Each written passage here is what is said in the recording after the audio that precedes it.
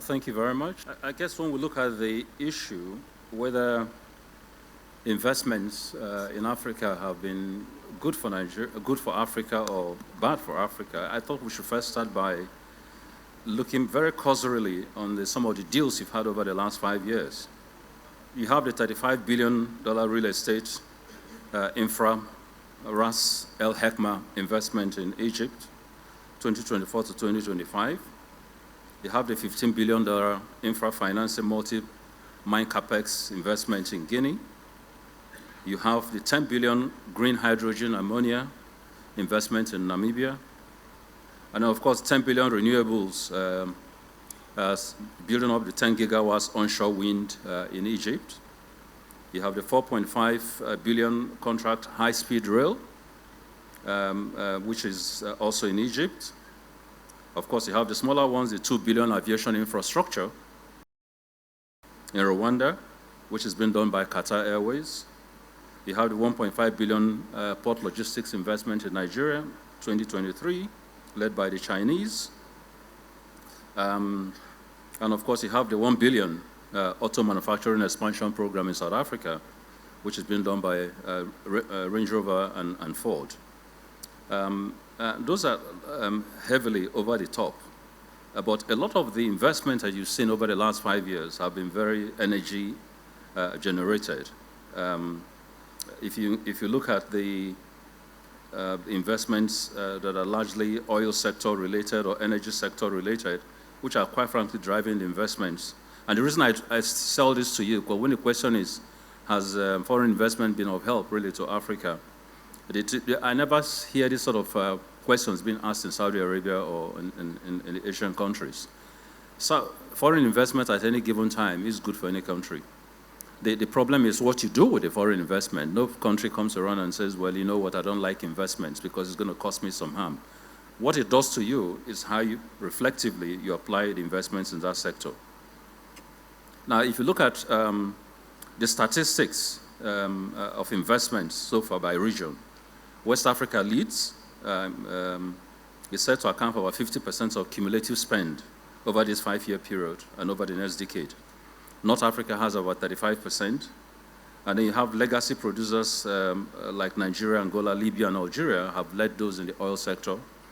And of course, the newcomers of Mauritania, Senegal, Ghana, and Cote d'Ivoire are driving most of the other ones. By resource liquids, 60% of those investments are, quite frankly, offshore, and about 40% are onshore. And when it comes to general investments in infrastructure and the rest, Egypt and UAE seem to obviously push the cap. $35 billion being done by UAE in Ras El Hekma is probably the largest that we've seen over the last 5 years. And of course, in East African crude oil pipeline of $5.6 billion, which has been driven between the pipeline for Uganda and Tanzania to set up the oil sector pipelines to enable movement of oil. But what has this done for the African economies? We look at growth indexes. Hydrocarbon-linked growth leaders. Niger is averaging about 8.4% per annum in GDP in 2024. It's projected to be 6.5 in 2025. Senegal is plus 6.1% in 2024 because of the first oil that they're bringing up. Cote d'Ivoire is about 6%. And then the others range between 2% and 4%. The reality is that what has happened over time is that when I first did my thesis at Harvard, dealing with foreign investments in Africa, at that time, most African economies were dealing with the issue of either surplusage of investments, like in Nigeria in the 80s and 90s, or dealing with the issues of attracting them first and foremost. And what people tended to worry about was, why are they controlling us so much? Why are they taking away our resources? Why are they taking over control? And then my conclusion then was that wasn't what to worry about. It's quite frankly, you can create controls any day. You can bring in investments and ultimately decide where they go to. Critical element over the last 5-10 years has been that those investments have become scarce.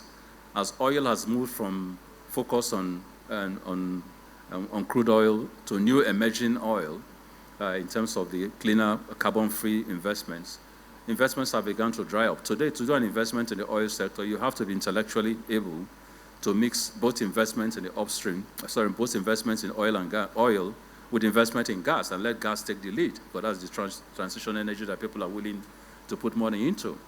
Over the next 10 years, a lot of countries who have oil will find that increasingly investments in those countries will reduce.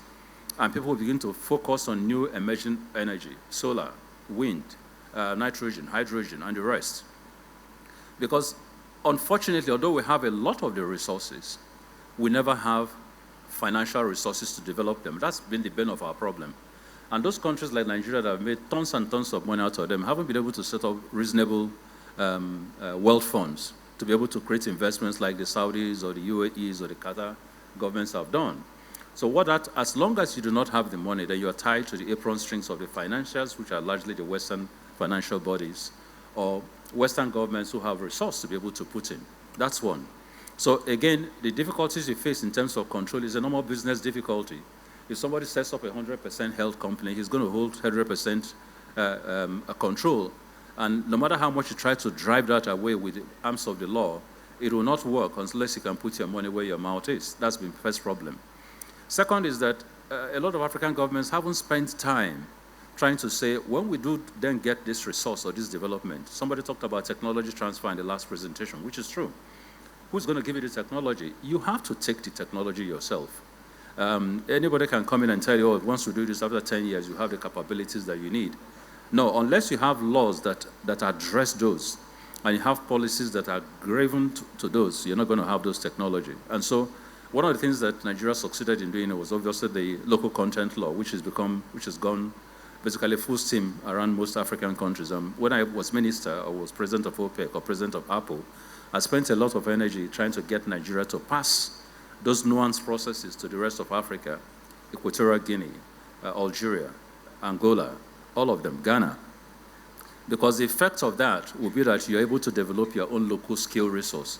Today, I think that anybody coming into Nigeria, for example, to do oil-based type investments, will realize that you probably have 70 to 80% of the skill sets that you need locally. It's grown substantially. And it would not make any sense to come with your own technical experts and be spending more money where you could hire Nigerians who are able to do the same job. So that was driven by a very aggressive policy between 2010 and 2025. And specifically, when one was there between 2015 and 2019, we set benchmarks beginning from 90% of external content intake to 60% to 40%. I think we're down now to about 30%. So it means that Nigerian entities must encourage close to 70% of not just positions, but resource development abilities. So the contracts, the services, it's all facets. If you don't get those NCDMB will not approve those deals for you. So that has driven the system. But like the moderator said, over the last few years, with all that has happened with Trumpism, you're also beginning to have a situation where competition is becoming intense in terms of where monies will go. Europe, that would traditionally give you some money, is looking at how to survive in the absence of Russia. America, that thought it was big, is looking at the huge competition from China and is beginning to say, how do I internalize my own investments and my own job skills and opportunities? So the environment continues to change. What Africa must do are the following. The first is that it is good enough to attract investment, but not every country should attract the same kind of investment. Everybody has economies of scale that are good. Where are you best suited to attract investment to your own locality? Develop laws around that. Two, what are the best terms under which those will come? And be able to graduate them over a period of time. So first 5 years, it is a financial owner taking everything. Next 5 years, it is a moderation. The next 15 years, you're in a state where you begin to lay the rules in terms of the returns. And hopefully your own citizens who are in this process are also learning the ropes and beginning to find their funds. Over the last 3 years or 5 years, for example, in Nigeria, you've seen that oil companies are beginning to leave all the onshore developments and moving into the offshore developments. And Nigerians are able to raise the national capital and be able to take over those developments. So you're seeing groups like Seplat, First Petroleum, and all of them all beginning to rise. and take over where the Shells and the ExxonMobils and the rest grow. That's very important. But what's also important for government is that as your citizens take those portfolios up, be sure that they are paying the right taxes. Because this thing called corruption is not just a government-driven thing. It's universal. When I started in my last lecture in Harvard, I said, look, when you define corruption, it's not about just government asking for bribes. It's about the totality of the activities of everybody who is a player in a given system. From the guy who drives your cars, to the security man, to the secretary, to the public officer, to the interface man, everybody's looking for income that is not justified. So if you give your blocks to your own citizens, fantastic.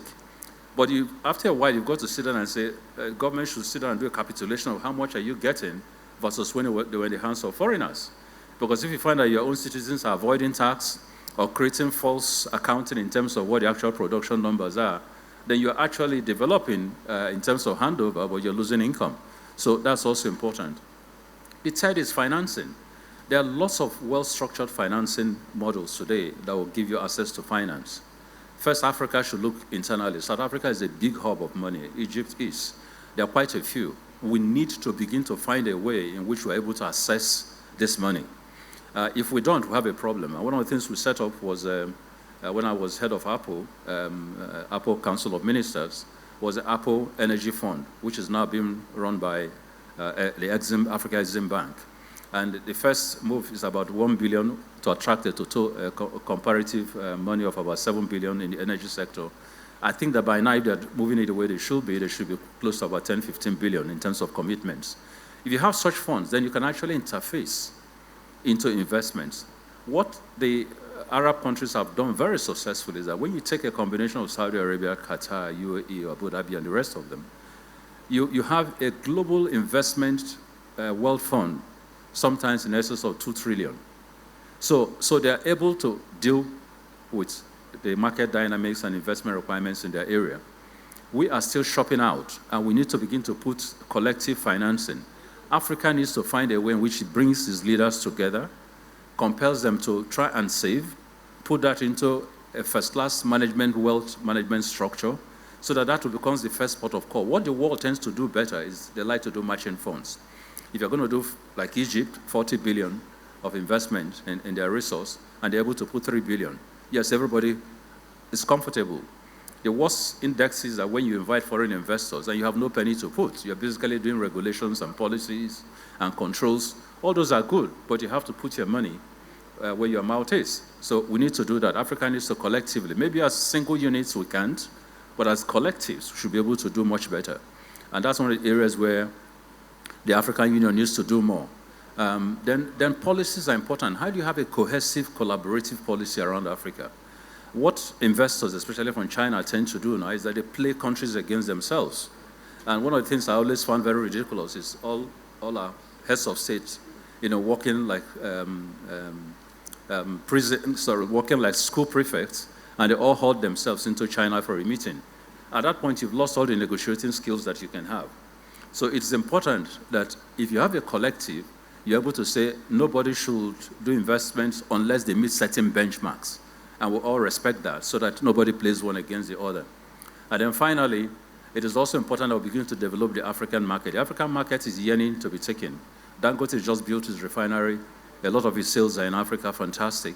But we're still not meeting the refining requirements of Africa. If we don't do that, guess who's going to take that up? It's not China. It is actually the Arabs. There's a huge amount of funds being focused on how to take the African market. We're the most virgin market that is available, 1.2 billion people. We're also the most virgin resource undeveloped center of the world, in excess of 3 to 7 trillion. If we do not develop something that is simultaneous and firm, you're going to find that these countries will take them over. And again, we'll simply go from dependence on the Europeans to the dependence on China, and then finally to dependence on the Saudis. Thank you very much.